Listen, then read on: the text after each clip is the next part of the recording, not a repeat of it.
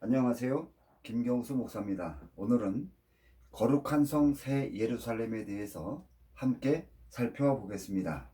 먼저 계시록 21장에 나타난 문학적 특징에 대해서 함께 생각해 보겠습니다.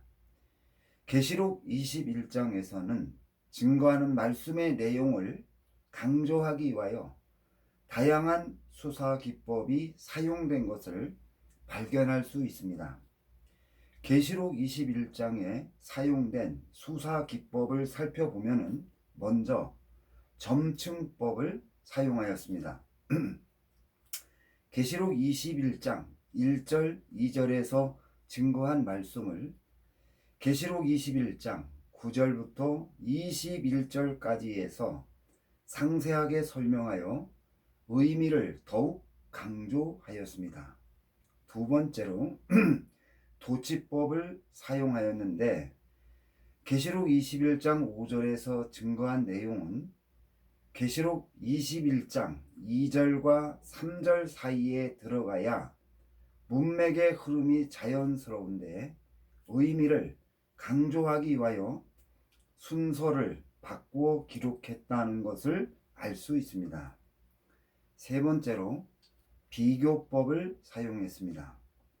계시록 21장 8절에서 생명책에 기록되지 못하여 불못 속에 던져지는 형벌을 받는 자가 어떠한 부류의 사람인지를 기록하였고, 계시록 21장 27절에서는 거룩한 성 새 예루살렘에 들어오지 못하는 자들이 어떤 부류의 사람인지를 증거하여 생명책에 이름이 기록된 자를 강조하였습니다. 네 번째로 방복법을 사용했습니다. 계시록 21장 23절에 기록한 내용을 계시록 22장 5절에서 다시 반복하여 기록한 것은 기록한 내용을 강조하기 위함입니다. 이렇게 의미를 강조하기 위하여 여러 가지 수사 기법을 사용한 것은 계시록 21장에서만 볼 수 있는 매우 독특한 모습입니다. 두 번째로 거룩한 성 새 예루살렘에 들어가는 사람들에 대해서 살펴보겠습니다. 계시록 21장 1절에서 또 내가 새 하늘과 새 땅을 보니 처음 하늘과 처음 땅이 없어졌고 바다도 다시 있지 않더라고 하였는데, 본절에서 사도 요한이 본 새 하늘과 새 땅은 처음 하늘과 처음 땅과 바다를 창조하실 때의 물질 세계가 아니고 새로운 세계로 창조된 세계를 가리킵니다. 계시록 21장 2절에서 사도 요한은 거룩한 성 새 예루살렘이 하나님께로부터 하늘에서 내려오니 그 준비한 것이 신부가 남편을 위하여 단장한 것 같더라는 말씀은 하나님이 새하늘과 새 땅에 들어가 사는 성도들을 위하여 거룩한 성 새 예루살렘을 특별히 창조하셨다는 것을 나타내며, 거룩한 성 새 예루살렘이 신부가 남편을 위하여 단장한 것 같더라는 것은 새 예루살렘 성이 가지고 있는 최고의 아름다움을 표현하고 있는 것입니다.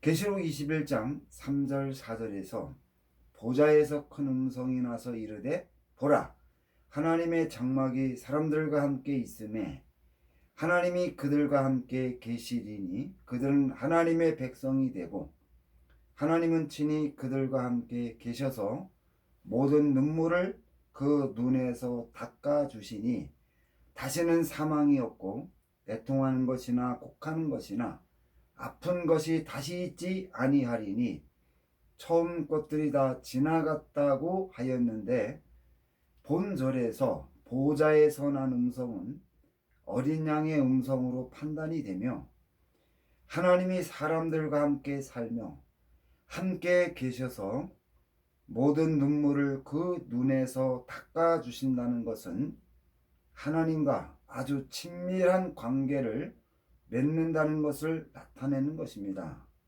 그리고 다시는 사망이 없고 애통하는 것이나 곡하는 것이나 아픈 것이 다시 있지 아니하리니, 처음 것들이 지나갔다는 것은 처음 하늘과 땅에서 하나님께 죄를 범하여 생긴 저주가 다시 존재하지 않는다는 것을 증거하고 있습니다.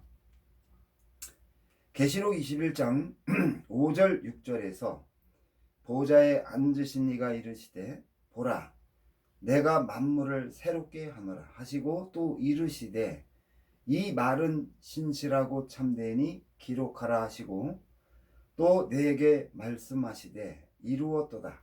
나는 알파와 오메가요 처음과 마지막이라. 내가 생명수 샘물을 목마른 자에게 값없이 준다는 말씀에서 기록하라는 것은 하나님이 기록한 내용을 반드시 성취한다는 것이며, 이루었다는 말은 하나님이 말씀하신 대로 성취했다는 것을 나타내는 것입니다. 그리고 알파와 오메가는 말은 하나님이 존재하는 모든 것의 시작과 끝이라는 뜻으로 하나님이 모든 일을 주관한다는 것을 가르쳐주고 있으며, 내가 생명수 샘물을 목마른 자에게 값없이 준다는 것은 거룩한 성 새 예루살렘에서는 처음 하늘과 처음 땅에서 존재했던 목마른 자가 다시는 없다는 것을 나타내고 있습니다. 그리고 5절에서 하나님이 만물을 새롭게 한다는 것은 하나님이 만물을 새롭게 창조한다는 뜻입니다. 사람이 거룩한 성 새 예루살렘에 들어올 때 부활한 상태였는데, 하나님이 만물을 새롭게 하여 3절과 4절에서 언급하는 사람의 모습으로 변했다는 것을 알 수가 있습니다. 따라서 하나님이 만물을 새롭게 한다는 말씀이 2절과 3절 사이에 오면은 문맥의 흐름이 자연스럽다는 것을 발견할 수 있습니다. 여기서 만물이라고 단수를 사용한 것과 만물을 새롭게 하여 부활한 사람들이 새롭게 변화된 것을 증거한 것은 하나님이 만물을 새롭게 하는 대상이 사람에 한정된 것을 나타내고 있습니다. 이러한 증거는 창세기 1장 26절에서 하나님이 이르시되 우리의 형상을 따라 우리의 모양대로 우리가 사람을 만들었던 그대로 사람을 회복한 것을 나타내는 것입니다. 하나님이 흙으로 사람을 창조한 후에 하나님이 창조한 우주 만물들을 통치하게 하였기 때문에 사람이 영생하면서 우주를 통치하는 것이 하나님의 계획이었습니다. 그런데 하나님이 창조한 세계에 죄와 사망이 들어와 하나님이 창조한 세계가 뒤틀렸습니다. 하나님이 죄와 사탄과 사망을 완전히 해결하기까지 하나님의 구속 역사에서 성도들에게 2번의 부활이 일어났는데, 흙으로 창조된 사람이 부활한 상태로 영생을 누리는 것은 하나님의 계획이 아닙니다. 그러므로 본절에서 하나님이 만물을 새롭게 한다는 것은 하나님이 인간을 흙으로 만들어서 영생을 누리도록 했던 상태의 모습으로 다시 창조한 것을 나타내는 것입니다. 계시록 21장 4절에서 모든 눈물을 그 눈에서 닦아주시니 다시는 사망이 없고 애통하는 것이나 곡하는 것이나 아픈 것이 다시 있지 아니하리라는 말씀도 거룩한 성 새 예루살렘에서 육체를 입고 영생을 누린다는 것을 확실하게 가르쳐주고 있습니다. 그런데 거룩한 성 새 예루살렘에서 사람들이 생육하고 번성하라는 것과 사람들이 통치했던 동물들에 대한 언급이 없다는 것은 메시아 왕국 시대에 모두 성취되었기 때문이라고 판단이 됩니다. 계시록 21장 7절에서 이기는 자는 이것들을 상속받으리라. 나는 그의 하나님이 되고 그는 내 아들이 되리라고 하였는데, 본절에서 이기는 자는 계시록 2장 3장에서 7교회가 가지고 있는 약점을 극복하고 칭찬하는 것을 끝까지 지키고 승리한 성도들을 가리키듯이, 메시아 왕국 시대가 끝나갈 때 무저갱이 열리고 사탄이 다시 땅으로 올라와 세상을 미혹할 때 믿음을 지키며 승리한 성도들을 가리키는 것으로 판단이 됩니다. 이 말씀은 사탄이 무저갱이 열린 후에 다시 이 땅으로 올라와 하는 일이 예수님이 재림할 때와 같다는 것과, 이때도 사탄의 미혹에 빠지지 않고 믿음을 지켜 이기는 자가 되라고 권면하는 것입니다. 이기는 자가 이것들을 상속받고 나는 그의 하나님이 되고 그는 내 아들이 되리라는 증거는 이긴 자들이 받는 보상을 나타내며 하나님과의 관계가 계시록 21장 3절에서 내 백성보다 더욱 친밀해졌다는 것을 증거하고 있습니다. 그러나 계시록 21장 8절에서 두려워하는 자들과 믿지 아니한 자들과 흉악한 자들과 살인자들과 음행하는 자들과 점술가들과 우상 숭배자들과 거짓말하는 모든 자들은 불과 유황으로 타는 못에 던져지리니 이것이 둘째 사망이라고 하였는데, 본절에서 두려워하는 자들은 무저갱에서 올라온 사탄에게 환난과 핍박을 당할 때 무서워 피하는 자들이며, 이들은 사탄에게 환난과 핍박을 받을 때 믿음을 지키지 않고 굴복하는 사람들을 가리킵니다.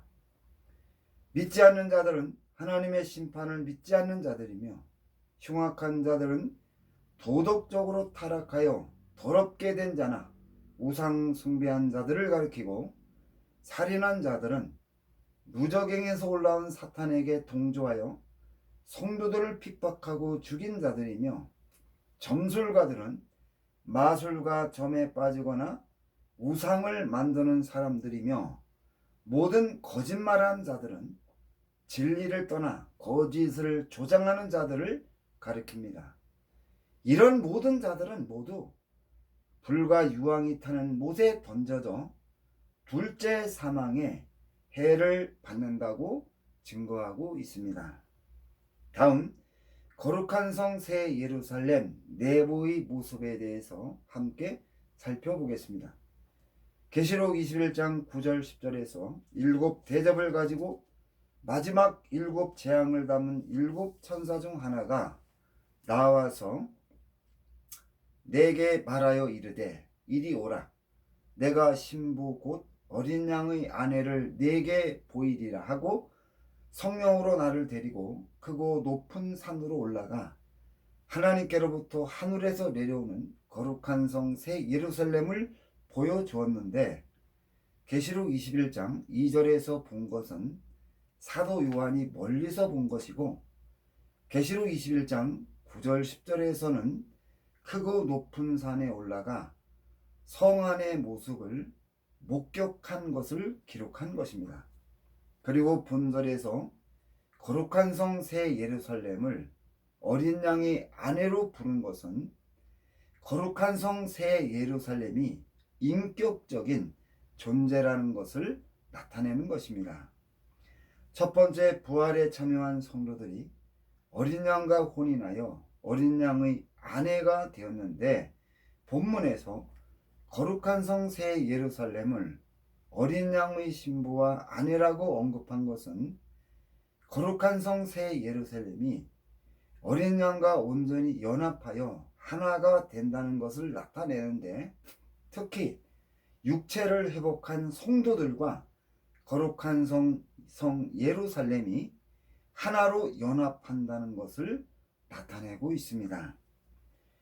인격적인 요소로 가득한 거룩한 성 새 예루살렘을 어린 양의 신부로 부르는 것은 계시록 21장 22절 23절에서 성 안의 성전을 내가 보지 못하였으니 이는 주 하나님 곧 전능하신 이와 및 어린 양이 그 성전이심이라.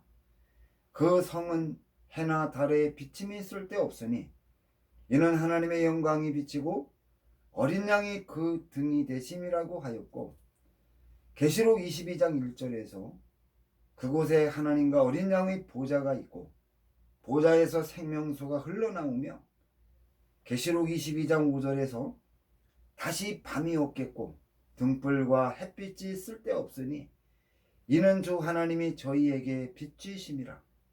저희가 세세토록 왕노릇 할 것이라고 증거하여 거룩한 성 새 예루살렘에는 하나님의 것들로 가득하여 하나님 자신을 나타내기 때문에 인격적으로 표현한 것으로 추정이 됩니다.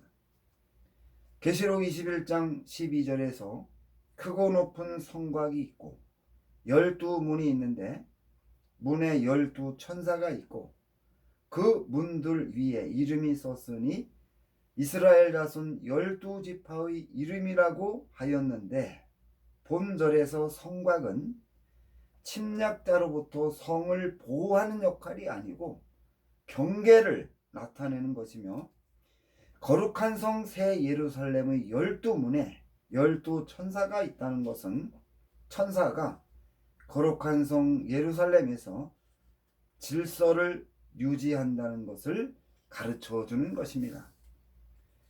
계시록 21장 13절 14절에서 동편의 세 문, 북편의 세 문, 남편의 세 문, 서편의 세 문이니 그 성의 성곽은 12기초석이 있는데 12문에는 야곱의 12아들의 이름이 있고 12기초석 위에 어린 양의 12사도의 12이름이 새겨진 것은 이들이 하나님의 구속 역사를 성취하는데 매우 중요한 업적을 남겼다는 것을 나타내는데, 특히 야곱의 12아들의 이름이 사도들과 함께 새겨졌다는 것은 야곱의 12아들이 교회의 기초를 놓은 사도들과 같은 위대한 업적을 남겼다는 것을 가르쳐 주는 것입니다. 계시록 21장 15절부터 17절까지 해서 내게 말하는 자가 그 성과 그 문들과 성곽을 측량하려고 금 갈대를 가졌더라. 그 성은 네모가 반듯하여 길이와 너비가 같은지라. 그 갈대자로 성을 측량하니 12,000 스타디온이요 길이와 넓이와 높이가 같더라. 그 성곽을 측량하매 144규빗이니 사람의 측량 곧 천사의 측량이라고 하였는데, 본절에서 거룩한 성 새 예루살렘은 길이와 너비와 높이가 같은 정 입방체로 되어 있으며, 여기서 언급한 숫자는 천사의 측량으로 나온 수치로 모두 상징적인 숫자로 판단이 됩니다. 그리고 계시록 21장 18절부터 21절까지 해서 그 성곽은 벼곡으로 쌓였고 그 성은 정금인데 맑은 유리 같더라. 그 성의 성곽의 기초석은 각색 보석으로 꾸몄는데, 첫째 기초석은 벼곡이요, 둘째는 남보석이요, 셋째는 옥수요, 넷째는 녹보석이요, 다섯째는 홍마노요, 여섯째는 홍보석이요, 일곱째는 황옥이요, 여덟째는 노곡이요, 아홉째는 담항옥이요, 열째는 비치옥이요, 열한째는 청옥이요, 열둘째는 자정이라. 그 12문은 12진주니 문마다 한 진주요 성의 길은 맑은 유리 같은 정금이더라고 하였는데, 본절에서 증거한 보석과 대제사장의 판결 흉배에 박힌 보석과 비교하면은 7가지 보석이 같다는 것을 발견할 수 있습니다. 이러한 증거는 거룩한 성 새 예루살렘이 대제사장의 역할과 밀접한 연관이 있다고 추정이 됩니다. 계시록 21장 22절에서 성 안의 성전을 내가 보지 못하였으니 이는 주 하나님 곧 전능하신 이와 및 어린 양이 그 성전이심이라고 하였는데, 본절에서 거룩한 성 새 예루살렘에 하나님의 성전이 없다는 것은 이곳에 제사장이 없다는 것을 나타내며, 성전과 제사장이 없다는 것은 거룩한 성 새 예루살렘에 사는 사람은 죄를 지을 수 없고 따라서 죄가 존재하지 않는다는 것을 가르쳐 주는 것입니다. 여기서 하나님의 성전의 역할을 추론할 수 있는데, 자유의지와 인격을 가진 피조물인 사람과 천사가 죄를 지었을 때 죄를 사함받고 하나님과의 관계를 다시 회복하여 하나님을 경배하며 영생을 누릴 수 있도록 하나님이 배려한 특별한 장치가 성전이라고 판단이 됩니다. 계시록 21장 23절에서 그 성은 해나 달의 비침이 쓸데없으니 이는 하나님의 영광이 비치고 어린 양이 그 등이 되심이라고 하였으며, 계시록 22장 5절에서 같은 내용을 반복하여 기록한 것은 성 안에 하나님의 영광의 강체가 가득하기 때문에 새로운 조명이 필요치 않고 밤이 없다는 것을 강조하고 있습니다. 계시록 21장 24절에서 만국이 그 빛 가운데 다니고 땅의 왕들이 자기 영광을 가지고 그리로 들어가리라고 하였는데, 여기서 만국은 계시록 6장 15절의 증거를 통하여 메시아 왕국 시대에 살면서 믿음을 지킨 사람들을 나타내는 것으로 판단이 되고, 땅의 왕들은 천년왕국 시대에 그리스도와 함께 땅에서 왕노릇한 사람들을 가리키는 것으로 판단이 됩니다. 계시록 21장 26절에서 사람들이 만국의 영광과 존귀를 가지고 그리로 들어간다고 하였으며, 계시록 21장 24절에서 땅의 왕들이 자기의 영광을 가지고 그리로 들어간다는 것은 성도들이 충성하며 헌신하며 살면서 하나님께 받은 상급을 그대로 가지고 거룩한 성 새 예루살렘에 들어가 영원히 그것을 누린다는 것을 나타내는 것으로, 하나님의 보상이 일시적인 것이 아니고 영원하다는 것을 가르쳐 주고 있습니다. 계시록 21장 25절에서 낮에 성문들을 도무지 닫지 아니하리니 거기는 밤이 없으리라는 증거는 거룩한 성 새 예루살렘에 들어가는 문이 항상 열려 있다는 것을 나타내고 있으며, 기회가 주어졌을 때 잡아야 한다는 것을 교훈하고 있습니다.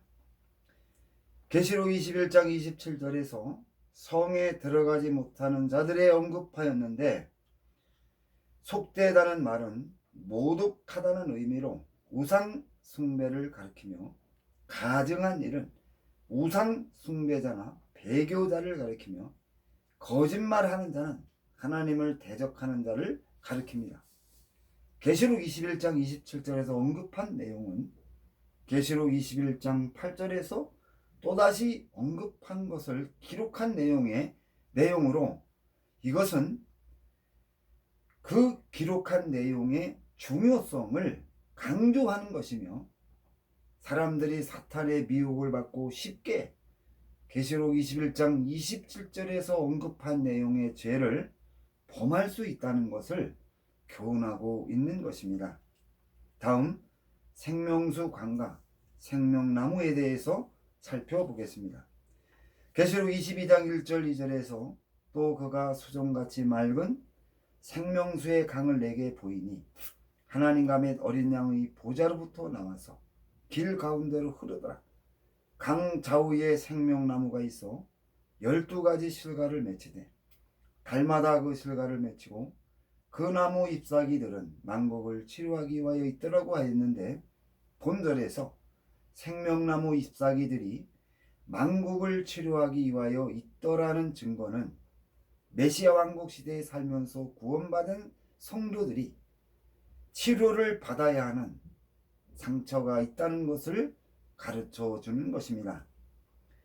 계시록 21장 4절에서 거룩한 성 새 예루살렘에는 사망이나 애통하는 것이나 아픈 것이 다시 있지 않은 곳이라고 증거하였는데, 이러한 증거는 육체의 질병이나 아픔이 존재하지 않는다는 것을 나타내기 때문에 이들이 생명나무 잎사귀로 받아야 하는 것은 5째 인을 뗀 후에 순교자들이 자신의 분하고 억울한 마음을 풀어달라고 하나님께 시위하는 것과 같은 마음의 상처라고 추정이 됩니다.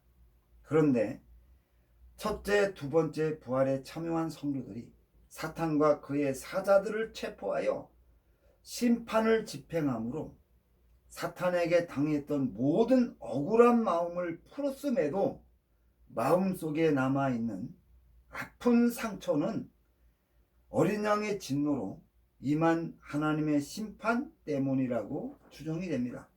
마치 아브라함이 소돔성의 심판 소식을 듣고 소돔성을 구하기 위하여 열심히 기도했음에도 소돔성이 심판을 받고 옹기 가마의 연기같이 탄 것을 보고 낙심하여 하나님께 반발했던 마음 상태이기 때문에 이것을 생명나무 잎사귀로 치료받아야 한다고 그렇게 추정이 됩니다. 좀 더 깊이 생각해 보면은 메시아 왕국 시대 사람들이 아담이 성취하지 못한 것을 성취하여 빛나는 업적을 남겼을 것입니다.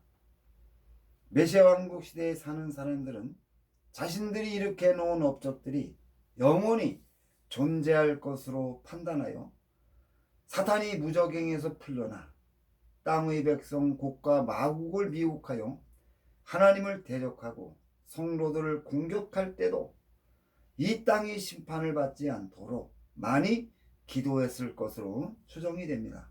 그럼에도 사탄의 사주를 받은 곡과 마곡이 지구를 회복할 수 없을 정도로 훼손하였기 때문에 하나님이 지구를 완전히 없애버림으로 이것을 보고 마음에 큰 상처를 입게 되어 생명나무 잎사귀로 치료받는 것으로 추정이 됩니다.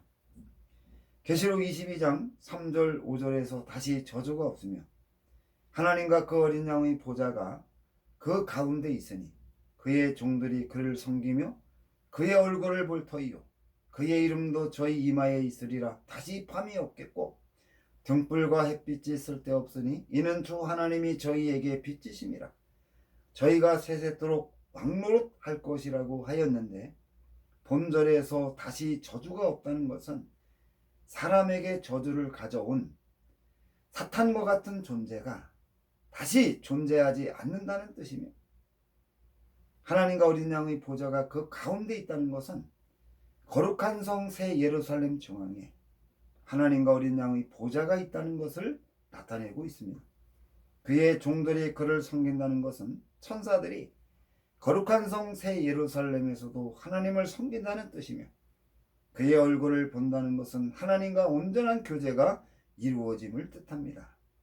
그 이마에 그의 이름이 적혀 있는 것은 계시록 14장 1절에서 14만 4천의 성도들에게 천사가 하나님의 인을 쳐서 성도들의 이마에 어린 양의 이름과 아버지의 이름을 새기듯이 거룩한 성 새 예루살렘에 들어가는 천사들에게 하나님의 인을 친다는 것을 가르쳐 주는 것입니다.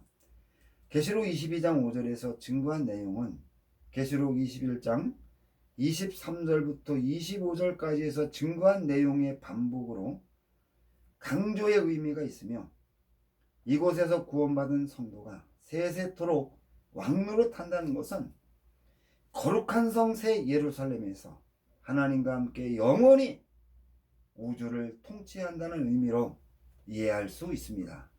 이렇게 해서 오늘 강론을 모두 마치겠습니다. 이 강론을 통해서 계시록을 바로 깨닫고 정말로 올바른 믿음을 소유하여 이 마지막 때에 하나님 앞에 크게 귀하게 쓰임받는 여러분과 저가 되시기를 주님의 이름으로 부탁드립니다. 감사합니다.